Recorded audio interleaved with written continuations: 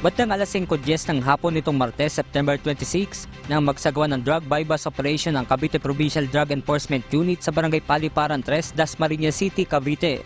4 na drug suspect ang naaresto ng mga pulis sa naturang operasyon.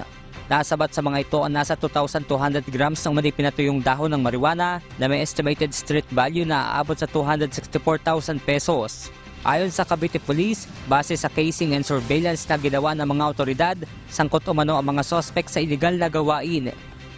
Base po dun sa isa sa mga suspect po na naaresto, nangailangan siya ng pera at ang kanyang anak ay may sakit.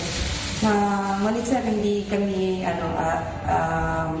gano'n na kumbinsido dahil sa base po din sa mga reports at matagal na rin po under casing at surveillance po ito ng ating operatiba po ng PDEU.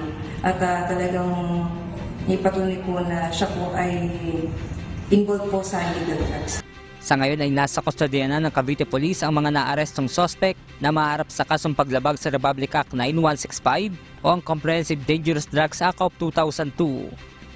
Diyos ang aming sandigan, serbisyo publiko ang aming pinahahalagahan. Mula rito sa Cavite, Benedict Samson, Numahataw.